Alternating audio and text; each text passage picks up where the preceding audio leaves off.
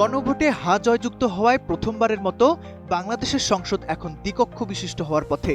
উচ্চকক্ষের সদস্য সংখ্যা হবে মোট ১০৫ জন। এর মধ্যে ১০০ জন সদস্য নির্বাচিত হবেন জাতীয় সংসদ নির্বাচনের দলগুলোর প্রাপ্ত মোট ভোটের আনুপাতিক হারে। বাকি ৫ জন সদস্য দেশের বিশিষ্ট শিক্ষাবিদ, বিজ্ঞানী বা বিশেষজ্ঞদের মধ্য থেকে মনোনীত করবেন রাষ্ট্রপতি। পাশাপাশি জাতীয় সংসদের মোট আসন সংখ্যাও বেড়ে হচ্ছে ৫০৫টি। এর মধ্যে ৪০০টি হবে নিম্নকক্ষের আসন, যেখানে ৩০০টি সরাসরি ভোট এবং ১০০টি আসন কেবল নারী প্রার্থীরা পাবেন। ছিলাম সকাল থেকে যে কখন ভোট কেন্দ্রে যে ভোটটা দিব, খুবই ভালো লেগেছে। জীবনে প্রথমবার এরকম একটা এক্সপিরিয়েন্স, বিভিন্ন রকমের মানুষের সাথে দেখা হচ্ছে, কথা হচ্ছে, সবাই এক্সাইটেড, সো খুবই ভালো লাগছে।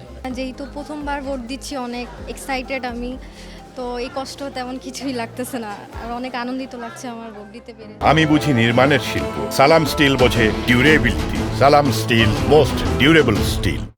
এবারের নির্বাচনে তরুণ ভোটারদের অংশগ্রহণ ছিল চোখে পড়ার মতো। জুলাই অভ্যুত্থানের মাধ্যমে নতুন দেশ গড়ার স্বপ্ন নিয়ে উৎসাহ উদ্দীপনা নিয়ে ভোট দিয়েছেন সব বয়সী মানুষ।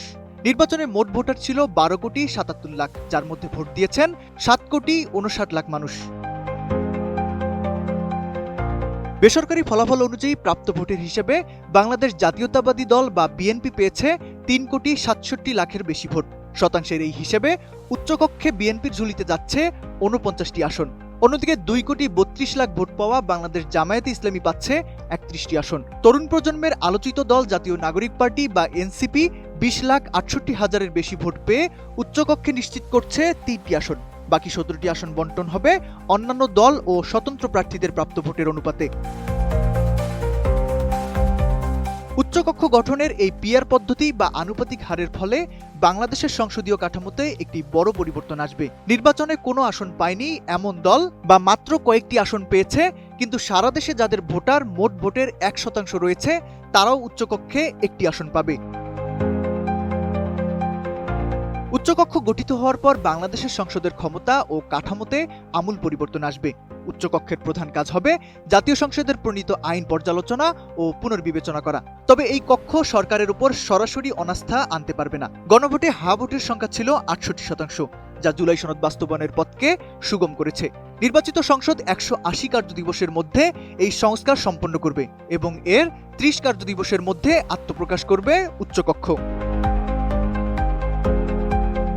সংবিধান সংস্কার হওয়ার পর উচ্চকক্ষ ও নিম্নকক্ষ মিলেই সম্পন্ন হবে আইন প্রণয়ন প্রক্রিয়া। উচ্চকক্ষ জাতীয় রাজনীতিতে প্রান্তিক কণ্ঠস্বর তুলে ধরার এবং ভারসাম্য রক্ষার কেন্দ্র হিসেবে কাজ করবে।